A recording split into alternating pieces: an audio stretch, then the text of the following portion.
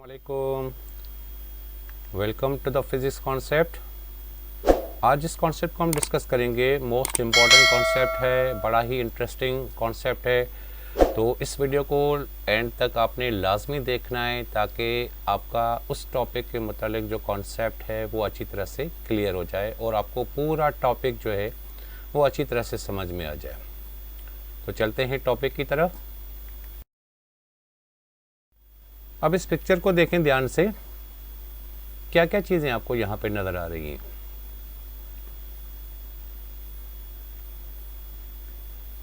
Welcome to this video on absolute gravitational potential energy. आज का जो हमारा टॉपिक है वो है एब्सोल्यूट ग्रेविटेशनल पोटेंशियल एनर्जी का। ठीक है, तो इस टॉपिक को अच्छी तरह से डिस्कस कर लेते हैं। Have you ever wondered why objects falls to the ground और why planets orbit the sun. अब आप देखें, ये सन है, इसके गिर्द कुछ ऑर्बिट प्लैनेट्स जो हैं वो ऑर्बिट कर रहे हैं। ज़मीन है, ये आपको नज़र आ रहा है। और यहाँ पे एक चीज़ नज़र आ रही है कि एक ट्री में से, एक दरख्त में से एक एप्पल जो है किसी आदमी के ऊपर गिर रहा है। तो ये सारी चीज़ें जो है वो किस तरह से होती हैं। Gravity is one of the fundamental force of nature, and understanding gravitational potential energy help us explain how objects interact in space and on earth। तो किस तरह से ऑब्जेक्ट जो हैं वो किसी स्पेस में एक दूसरे को इंटरेक्ट करते हैं या ज़मीन के साथ उसकी इंटरेक्शन होती है। ठीक है, तो ये सारा कुछ जो है वो किसकी वजह से, ये ग्रेविटी की वजह से। तो gravity is one of the fundamental force of nature, एक नेचुरल फोर्स है जो ऑब्जेक्ट्स को अपनी तरफ खींचती है। इसी हिसाब से in this video we will explore what absolute gravitational potential energy, जो हमारा टॉपिक है absolute gravitational potential energy is drive its formula, बाद में इसका हम फार्मूला भी इसका ड्राइव करेंगे, and see real world applications. Absolute gravitational potential energy के साथ रिलेटेड जो एप्लीकेशंस हैं उसको भी हमने लास्ट में डिस्कस करना होगा और इसकी डेरिवेशन भी हमने करनी होगी, इसका फार्मूला जो है वो भी हमने ड्राइव करना होगा। अब यहाँ पे जो एक कॉन्सेप्ट आता है that is gravitational potential energy. तो सबसे पहले ये कॉन्सेप्ट क्लियर होना चाहिए कि ग्रेविटेशनल पोटेंशियल एनर्जी जो होती है वो क्या होती है। इस एनिमेशन को देखें, इस एनिमेशन को देखें, क्या चीज़ समझ में आ रही है, कौन सा कॉन्सेप्ट यहाँ पे आपका क्लियर हो रहा है और इस कॉन्सेप्ट का आपको पहले से पता भी होगा। तो यहाँ पे पोटेंशियल एनर्जी जो है, potential energy is stored energy due to an objects position. When we lift an object we give it gravitational potential energy. एक ऑब्जेक्ट को आप ज़मीन से उठा के ऊपर लिफ्ट कर रहे हो, ऊपर लेके जा रहे हो, तो जिस पोजीशन पे ये मैक्सिमम पोजीशन पे पहुँच जाएगा वहाँ पे इसकी ग्रेविटेशनल पोटेंशियल एनर्जी जो होती है वो मैक्सिमम होती है। इसी हिसाब से अगर आप पेंडुलम को देखें तो पेंडुलम ये जिसकी मीन पोजीशन है इसको आप लिफ्ट कर रहे हैं, ये जब इस मीन पोजीशन एक्सट्रीम पोजीशन पे आ रहा है और ये हिट कर रहा है तो यहाँ पे इसकी पोटेंशियल एनर्जी जो है मैक्सिमम होती है, क्योंकि ड्यू टू पोजीशन। ठीक है, तो ये भी ज़मीन से जब ऊपर की लिफ्ट करेंगे तो इसके ऊपर एक वर्क डन होगा, आप ऑब्जेक्ट को लिफ्ट करके ऊपर लेके जाओगे, उस सूरत में यहाँ पे इसकी पोटेंशियल एनर्जी क्या होती है, मैक्सिमम होती है। इसी हिसाब से यहाँ पे इसकी पोटेंशियल एनर्जी क्या होगी पेंडुलम की, वो भी मैक्सिमम होगी। On earth's gravitational potential energy is given by the equation. हमें पता है कि पोटेंशियल एनर्जी का फार्मूला क्या होता है।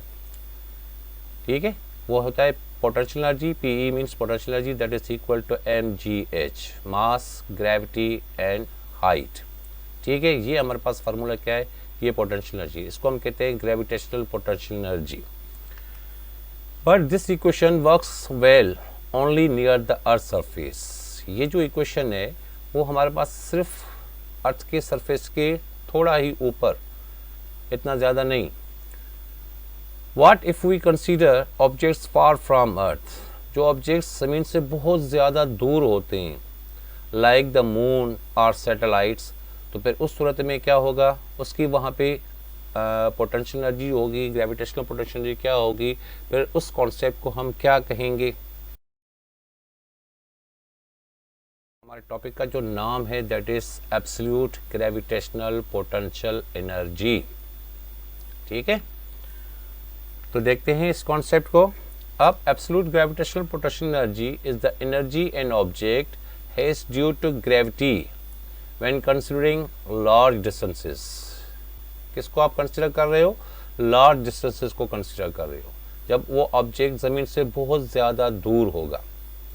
Absolute gravitational potential energy is defined as the work required to bring an object from an infinite distance to its current position within a gravitational field। अब absolute potential gravitational energy क्या है? Is defined as work required, मतलब एक object के ऊपर आपने work करना होगा। उस ऑब्जेक्ट को किसी एक पॉइंट से लेके, एक पोजीशन से लेके उसको बहुत ज़्यादा दूर, इतना दूर कि वो डिस्टेंस जो हो इनफाइनाइट हो। जब आप उस ऑब्जेक्ट को उस पोजीशन से कहाँ पे लेके जाओगे? इनफाइनाइट डिस्टेंस के ऊपर लेके जाओगे। तो जब आप लेके जाओगे तो जाहिर सी बात है इसके ऊपर हम क्या करेंगे? इसके ऊपर हम एक वर्क डन करेंगे, लेकिन वो क्या होगा? Within a gravitational field, Earth की फील्ड के अंदर। ठीक है, अर्थ की फील्ड से हम जब इसको लेके जाएंगे।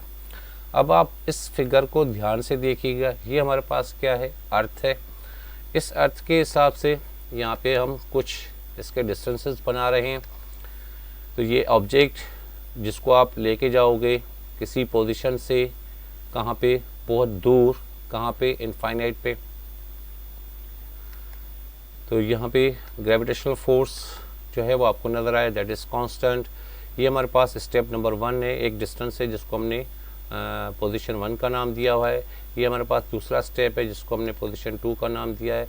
ये हमारे पास डिस्टेंस है from the centre of earth से लेके कहाँ पे? पोजीशन 1 तक, स्टेप नंबर 1 तक, इसको हमने R1 से यहाँ पे शो किया हुआ है।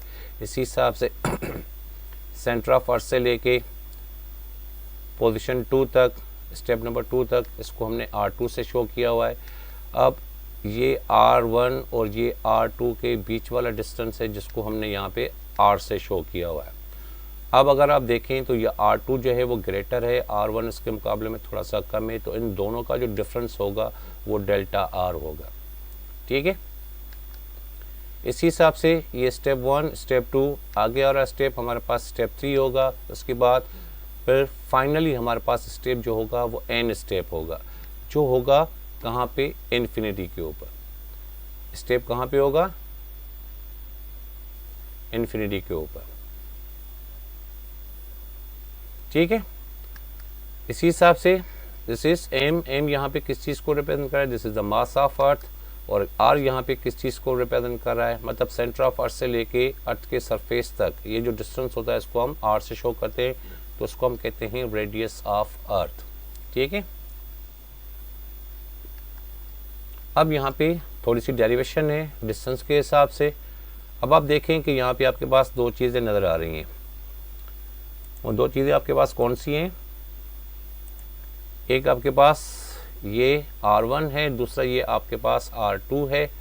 इसी हिसाब से ये R1 और ये R2 इन दोनों का जो एवरेज है वो यहाँ पे R है। दिस इज़ R जो है वो इसका एवरेज आपको कहलाएगा। ठीक है, तो यहाँ पे अगर आप देखें तो यहाँ पे हमारे पास R जो है as R is equal to R1 plus R2 divided by root. जब भी हम किसी चीज़ की एवरेज मालूम करते हैं तो ये डिस्टेंस हमारे पास एक R1 है, दूसरा डिस्टेंस हमारे पास R2 है।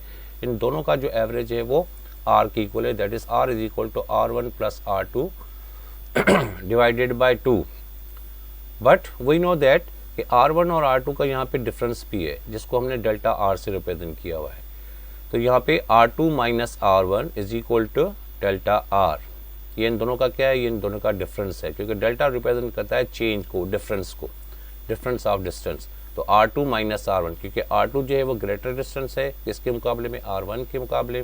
तो यहाँ पे R2 minus R1 is equal to delta R के इक्वल होगा। अब ये माइनस R1 है, अगर मैं इसको इज इक्वल को इस तरफ लेके जाऊँ तो ये क्या बन जाएगा? R1 प्लस हो जाएगा। तो यहाँ पे आपके पास इक्वेशन क्या हो गई? That is R2 is equal to ये R1 माइनस में, अगर मैं इज इक्वल को इस तरफ लेके जाऊँगा तो ये R1 हो जाएगा, प्लस ऑलरेडी ये डेल्टा R यहाँ पे मौजूद है। तो यहाँ पे आपके पास R2 का जो वैल्यू हो गया वो R1 प्लस डेल्टा R हो गया। अब ये वाली जो हमारे पास इक्वेशन है, ये वाली जो हमारे पास इक्वेशन है जिसमें हमने ये R का वैल्यू मालूम किया था, that is R1 plus R2 upon 2। तो इस इक्वेशन के अंदर आपने R2 का वैल्यू जो है वो पुट करना है। तो R2 हमने क्या मालूम किया, that is R1 plus R2। ये हमारे पास R2 का जो वैल्यू है, इस वैल्यू को आपने कहाँ पे पुट करना है, इस इक्वेशन इसके अंदर, R2 के वैल्यू के अंदर। इसका मतलब है कि R2 यहाँ पे किसके इक्वल है, R1 प्लस डेल्टा R के। तो इस R2 की जगह पे आपने ये वैल्यू पुट करना होगा। तो यहाँ पे आप देखें, तो यहाँ पे हमने इसका वैल्यू जो है वो पुट कर लिया है, that is R is equal to, ये वाली क्वेश्चन लेंगे, R इज इक्वल टू क्या है, R1 है, तो यहाँ पे हमने सेम R1 रख दिया, प्लस R2 है, तो R2 का वैल्यू आपके पास क्या है, R1 प्लस डेल्टा R। तो यहाँ पे R1 प्लस डेल्टा R हो गया, डिवाइडेड बाय 2 है, तो हमने इसको 2 करके रख दिया। अब ये R1 प्लस R1, तो एक R1 ये है, दूसरा R1 ये है, तो ये कितना हो जाएगा, 2R1 हो जाएगा, प्लस डेल्टा R। अब ये 2 जो है वो सबके साथ डिवाइड में है, तो उसको हमने अलग अलग करके यहाँ पे रख दिया है। ठीक है, अब इस हिसाब से देखें कि यहाँ पे R1 2R1 हो गया और ये डेल्टा R अपॉन 2 हो गया। तो 2 यहाँ पे इस 2 को इस 2 के साथ क्या कर लेंगे, कैंसिल कर देंगे। तो बाकी आपके पास इक्वेशन क्या आ जाएगी, इक्वेशन आ जाएगी that is R is equal to R1 plus delta R upon 2। तो ये फाइनल हमारे पास R का वैल्यू आ गया, that is R is equal to R1 plus delta R upon 2। ठीक है, यहाँ तक क्लियर हो गया।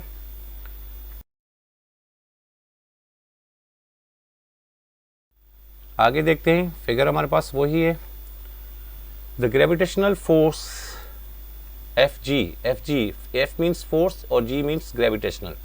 The gravitational force Fg at the centre of this step is, ये जो हमारे पास सेंटर है, इस स्टेप पे, इस सेंटर पे इसका ग्रेविटेशनल फोर्स जो होगा वो क्या होगा, we know that according to Newton law of gravitation. अब न्यूटन लॉ ऑफ ग्रेविटेशन में हमने एक इक्वेशन ड्राइव की थी, वो इक्वेशन आपके पास क्या है, वो इक्वेशन आपके पास ये है, that is F is equal to GMM upon R square. G यहाँ पे किस चीज़ को रिप्रेजेंट कर रहा है, जी यहाँ पे ग्रेविटेशनल कांस्टेंट को रिप्रेजेंट कर रहा है।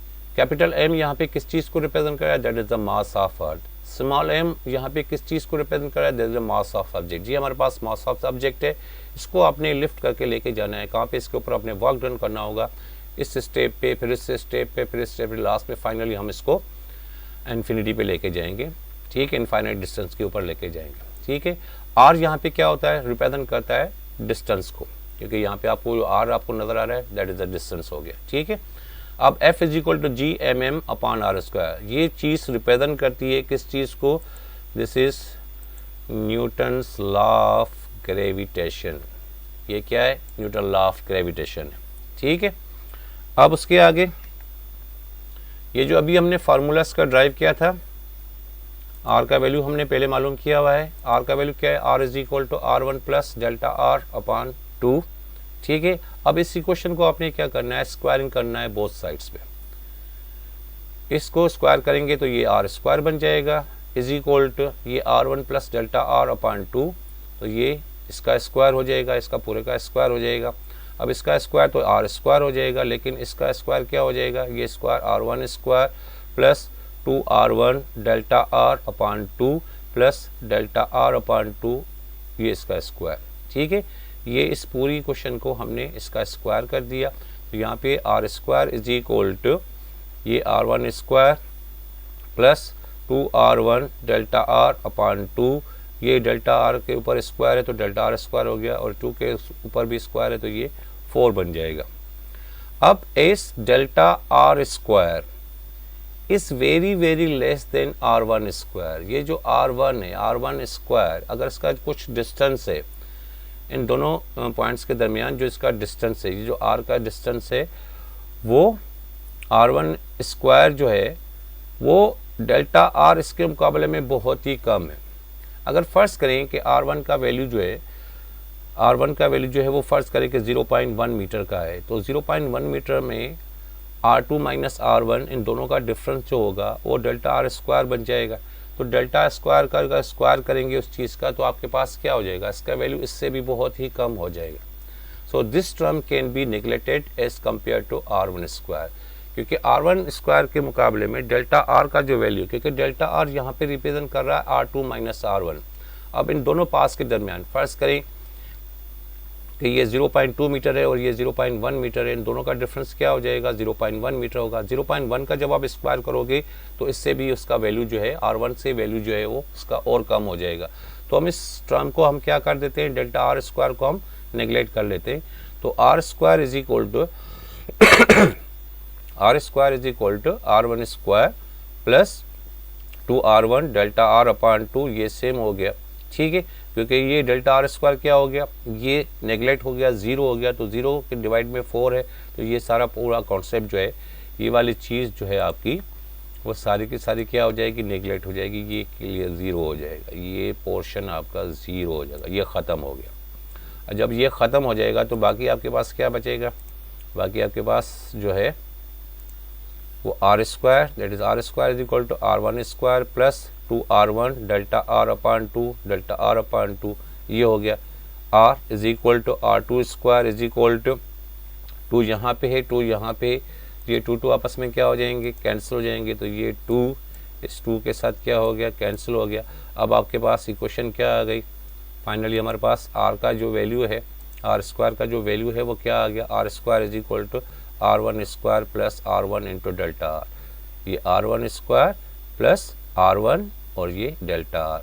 तो ये हमारे पास पूरा फार्मूला आ गया किस चीज़ का, R स्क्वायर का, ये R स्क्वायर का आपके पास पूरा वैल्यू आ गया, ठीक है।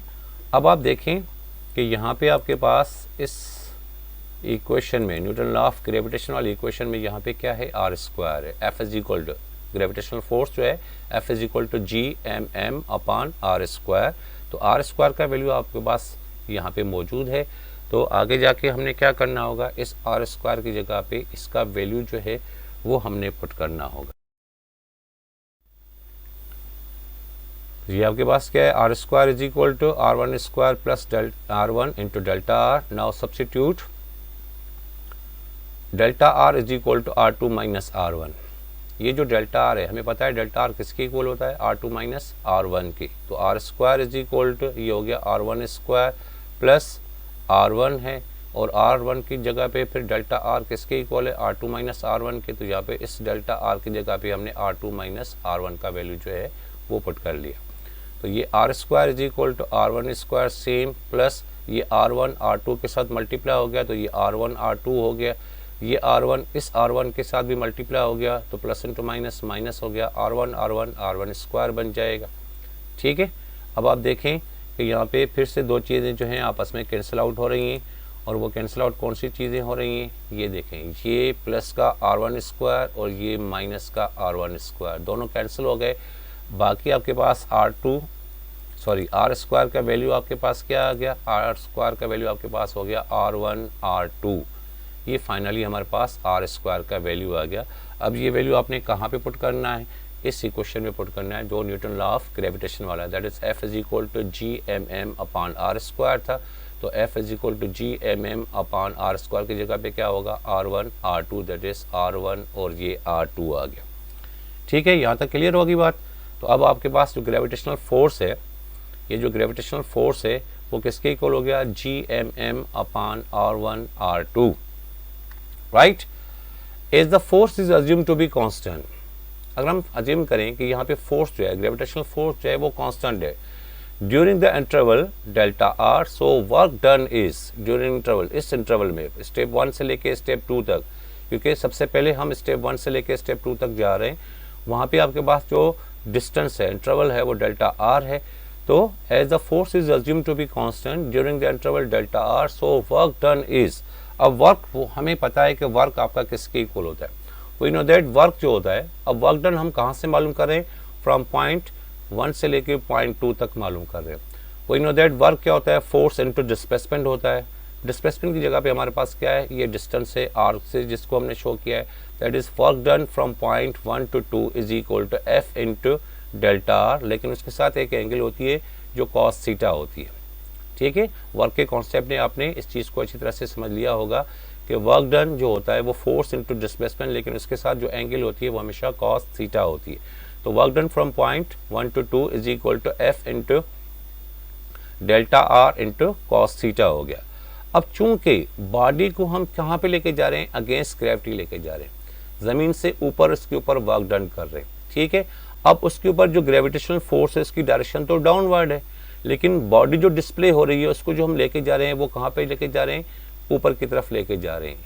तो जब डिस्प्लेसमेंट इसका ऊपर की तरफ है और ग्रेविटेशनल फोर्स इसका डाउनवर्ड है, ये दोनों चीज़ें एक दूसरे के क्या हैं, अपोजिट है। तो इनके दरमियान जो एंगल बनेगी वो एंगल क्या बनेगी, 180 डिग्री। थीटा का वैल्यू यहाँ पे क्या होगा, 180 डिग्री। अगर वर्क डन ऊपर, आप ऑब्जेक्ट को ऊपर डिस्प्ले करवा रहे हैं और इसके ऊपर जो फोर्स लगा हुआ है वो ग्रेविटेशनल फोर्स, वो तो ज़मीन उसको अपनी तरफ खींच रही है, तो इसके अगेंस्ट अगर आप इसको लेके जा रहे हो तो दोनों चीज़ें, डिस्प्लेसमेंट जो इसका डिस्टेंस है और जो ग्रेविटेशनल फोर्स है वो एक दूसरे के साथ क्या है, अपोजिट है। तो अपोजिट के दरमियान हमेशा एंगल जो होती है 180 डिग्री। ये हो गया एंटी पैरेलल, ठीक है। तो 180 डिग्री हो गया। We know that cos 180 degree किसके इक्वल होता है, वो -1 के इक्वल होता है। Therefore work done from point 1 to 2 is equal to F into delta R. cos 180 degree के बाद क्या आ गया, -1 आ गया। तो इसी हिसाब से -1 को इसके साथ मल्टीप्लाई करेंगे तो work done from point 1 to 2 is equal to -F into delta R, ठीक है। अब ये पॉइंट वर्क डन हमने मालूम कर दिया फ्रॉम पॉइंट 1 to 2, वो किसके इक्वल हो गया, -F into delta R, right. Therefore work done from point 1 to 2। अब F यहाँ पे ग्रेविटेशनल फोर्स है और ग्रेविटेशनल फोर्स हमारा किसके इक्वल है, Gmm अपॉन आर स्क्वायर। अब आपने इस फोर्स की जगह पे ये वाला फोर्स जो है उसका वैल्यू आपने पुट करना है। F की जगह पे क्या आ जाएगा, work done from point 1 to 2 is equal to, ये माइनस हमने सेम रख दिया, इस फोर्स की जगह पे क्या आ गया, Gmm अपॉन R1 R2। तो ये R1 R2 इनटू क्या है, डेल्टा आर है, तो यहाँ पे आपके पास ये डेल्टा आर आ गया। और वर्क डन क्या हो गया, from point 1 to 2 is equal to -Gmm upon R1 R2 into delta R. आगे देखते हैं इसको। Work done from point 1 to 2 is equal to -Gmm upon R1 R2 into delta R, right. अब delta R जो है वो किसके इक्वल होता है, डेल्टा आर जो है वो इक्वल होता है R2 माइनस R1 के, ठीक है। ये जो डेल्टा आर है इन ये दोनों का डिफरेंस है, R2 माइनस R1 का। तो इस डेल्टा आर की जगह पे हमने क्या पुट कर दिया, that is R2 minus R1। इसके डिवाइड में क्या है, R1 R2, तो ये हमने R1 R2 सेम यहाँ पे रख दिया। Now work done from point 1 to 2 is equal to -Gmm। ये R1 R2 क्या है, दोनों के साथ डिवाइड में है, तो इसको हमने अलग अलग करके रख दिया। R2 के डिवाइड में भी R1 R2 है, R1 के डिवाइड में भी R1 R2 है, तो ये हमने दोनों को अलग अलग करके रख दिया। तो अब आप यहाँ पे देखें तब यहाँ पे कौन सी चीज़ें जो हैं आपस में कैंसिल हो रही हैं। यहाँ पे आप देखें कि यहाँ पे R2 है आपके पास, तो यहाँ पे भी R2 है, तो R2 R2 क्या होगा, कैंसिल हो जाएगा। यहाँ पे आपके पास R1 है, तो यहाँ पे आपके पास भी R1 है, तो R1 R1 कैंसिल हो जाएगा। अब आपके पास फाइनल इसकी इक्वेशन क्या हो गई, work done from point 1 to 2 is equal to -Gmm। यहाँ पे कुछ नहीं बचेगा, तो यहाँ पे 1 होगा, तो ये हो जाएगा 1 upon R1 minus 1 upon R2। यहाँ पे R2 बचेगा, यहाँ पे R1 बचेगा, तो ये 1 अपॉन R1 हो गया माइनस 1 अपॉन R2 हो गया। फाइनली हमने वर्क डन मालूम कर लिया फ्रॉम पॉइंट 1 to 2, इस पॉइंट 1 से लेके 2 तक, जो इक्वल हो गया -Gmm 1 upon R1 minus 1 upon R2 के इक्वल, ठीक है। Now similarly work done during the second step in which body is displaced from point 2 to 3। अब बॉडी जो डिस्प्ले होगी 1 to 2 तो हमने मालूम कर लिया, ये आपके पास हो गया 1 to 2 वर्क डन। अब 2 से लेके पॉइंट 3 तक, तो 2 से लेके पॉइंट 3 तक उसी हिसाब से होगा जिस हिसाब से हमने यहाँ पे मालूम किया हुआ है। Now work done from point 2 to 3 is equal to same minus Gmm 1 upon R1 to R2 था, पहले R1 से लेके R2 तक, अब आपके पास क्या होगा, R2 से लेके R3 तक होगा, तो यहाँ पे लिखेंगे 1 upon R2 minus 1 upon R3, ठीक हो गया। उसके बाद and work done in the last step is, अब लास्ट स्टेप आपके पास क्या है, work done from point n to n-1 to n। अब ये जो पोजीशन है आपके पास n-1 क्या हो गया, यहाँ पे 1 to 2 है, फिर 2 to 3 है, फिर 3 to 4 होगा। तो ये वाली जो पोजीशन होगी, यहाँ पे जो पोजीशन होगी यहाँ पे, तो यहाँ पे आपके पास जो इसका वैल्यू होगा वो n - 1 होगा। अगर ये n - 1 है, अगर आप देखें कि ये आपके पास n - 1 है, n - 1 से लेके कहाँ तक लेके जाना है, आपको n तक लेके जाना है। n कहाँ पे है, इन्फिनिटी के ऊपर है, ठीक है। अब आप देखें, work done from point n - 1, that is n - 1 से लेके कहाँ तक, n तक आपने जाना है, is equal to -gmm into bracket 1/r n - 1 minus 1/r n तक 2 to 3। फिर अगर 3 to 4 भी आप करना चाहें तो इसी स्टेप से सेम इसी तरह से आएगा, वहाँ पे लिखेंगे R3 to R4। फिर लास्ट में आपके बाद जो फाइनल स्टेप है that is Rn - 1 to Rn तक। ये हमने वर्क डन मालूम कर लिया कहाँ तक, इसके लास्ट स्टेप तक, दैट इज़ n तक। तो वर्क डन फ्रॉम n - 1 से लेके टू द n तक is equal to -gmm into bracket 1/Rn - 1 से लेके -1/Rn तक, right.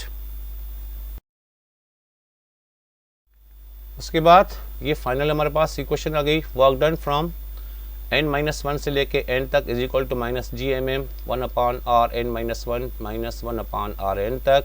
Hence total work done is displaying a body from point 1 to n is calculated by adding up the work done during all these steps। जो हमने work done मालूम किया step number 1 से लेके step number 2 तक, फिर step number 2 से लेके स्टेप नंबर 3 तक, फिर स्टेप नंबर 3 से लेके अगर स्टेप नंबर 4 हो, फिर n - 1 से लेके n - 1 से लेके n तक, ठीक है।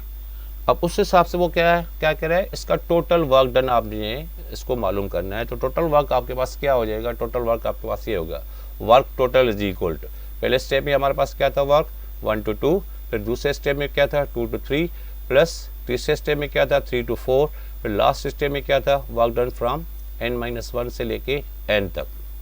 देयरफॉर टोटल वर्क, ये total work is equal to, अब 1 to 2 हमने मालूम किया था -gmm 1/R1 माइनस 1/R2 था। उसके बाद फिर माइनस जो ये वर्क था, क्योंकि ये प्लस और माइनस माइनस हो जाएगा, तो ये सेकेंड वर्क जो था स्टेप नंबर 2 से लेके स्टेप नंबर 3 तक, तो ये 1/R2 माइनस 1/R3 के इक्वल था। फिर आपके पास अगर 3 to 4 होता तो -gmm 1/R3 to R4 होगा। फिर फाइनली आपके पास -gmm 1/Rn - 1 से लेके Rn तक है। तो यहाँ पे अगर हम टोटल इसका देखें तो स्टार्टिंग हमने कहाँ से की थी, स्टेप नंबर 1 से, यहाँ से लेके हमें यहाँ तक जाना था, इस पॉइंट से लेके इस पॉइंट तक हमने इसका टोटल वर्क डन जो मालूम किया था। टोटल वर्क आपके पास क्या हो गया, तो -gmm यहाँ पे कॉमन है, तो स्टार्टिंग हमने कहाँ से की थी 1/R1 से, तो ये 1/R1 से लेके अब आपने कहाँ पे जा रहे हैं आप Rn तक जा रहे हैं, तो ये 1/R1 माइनस 1/Rn तक हो गया। एज द पॉइंट n, ये जो पॉइंट n है वो कहाँ पे है, एट इन्फिनिटी के ऊपर है, infinity distance from the earth से इनफाइनाइट डिस्टेंस के ऊपर है, ठीक है, इन्फिनिटी डिस्टेंस के ऊपर है। So Rn is equal to, तो ये Rn जो है वो Rn जो है ए जो है डिस्टेंस n जो है पॉइंट n जो है वो किसके इक्वल है, वो इन्फिनिटी के इक्वल है। So Rn is equal to infinity, then 1/Rn, 1/Rn, Rn की जगह पे क्या आ जाएगा, इन्फिनिटी आ जाएगा, तो ये 1/इन्फिनिटी हो गया। तो ये 1/इन्फिनिटी किसके इक्वल होता है, वो 0 के ऊपर होता है, लेकिन हमें पता ही नहीं कि वो डिस्टेंस कहाँ तक है, ठीक है। हैंस टोटल वर्क जो हो गया वो total is equal to -gmm, अब ये तो 0 हो गया, Rn तो 0 हो गया, ये वाला पोर्शन तो 0 हो गया, तो बाकी आपके पास क्या बचा 1/R1, तो यहाँ पे लिखते हैं total work is equal to -gmm/R1।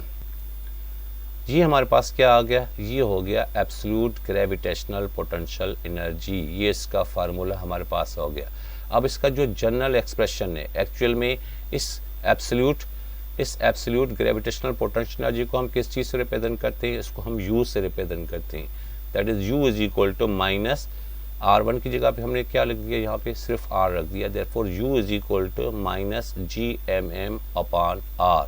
तो ये फाइनली हमारे पास इक्वेशन आ गई किसकी, एब्सोल्यूट ग्रेविटेशनल पोटेंशियल एनर्जी, ये हमने इसका फार्मूला जो है वो मालूम कर लिया। ठीक है, R1 जो है वो R के इक्वल है, और ये जो टोटल वर्क हो गया एक्चुअल में ये क्या था, इस वर्क डन के अंदर आपके पास क्या थी, एक ग्रेविटेशनल पोटेंशियल एनर्जी थी। अब ये ग्रेविटेशनल पोटेंशियल एनर्जी आपकी किसके, एब्सोल्यूट ग्रेविटेशनल पोटेंशियल एनर्जी किसके इक्वल हो गई, that is U is equal to minus GMM upon R। तो ये फाइनल हमारे पास इसका फार्मूला जो है वो आ गया। जो एक चीज़ रहती है that is real world applications. इसकी रियल वर्ल्ड एप्लीकेशंस कौन सी हैं? This concept is essential for understanding orbital mechanics and space travel. ठीक है, ऑर्बिटल मैकेनिक्स, जो ऑब्जेक्ट ऑर्बिट करते हैं और स्पेस ट्रैवल के इधर। For example satellites in orbit must have enough energy to stay in motion without falling back to the earth. वो ज़मीन से गिरने के बजाय वो क्या करते हैं, ऑर्बिट करते रहते हैं। सैटेलाइट क्या करती हैं, ऑर्बिट करती रहती है, अराउंड द अर्थ ऑर्बिट करती रहती हैं। Black holes have extremely high gravitational potential energy, उनके अंदर बहुत ज़्यादा ग्रेविटेशनल पोटेंशियल एनर्जी होती है। Means even light can not escape. इतनी इसकी स्ट्रॉन्ग ब्लैक होल्स की जो होती है वो ग्रेविटेशनल पोटेंशियल होती है, तो वहाँ से लाइट जो है वो भी एस्केप नहीं कर सकती। तो ये चंद इसकी एप्लीकेशन थी, रियल वर्ल्ड एप्लीकेशंस। उम्मीद है टॉपिक आपको अच्छी तरह से समझ में आ गया होगा। तो चैनल को लाइक और सब्सक्राइब ज़रूर कीजिएगा। ध्यान से लास्ट तक एंड तक देखें, इंशाल्लाह आपका पूरा कॉन्सेप्ट जो है वो क्लियर हो जाएगा। Thank you.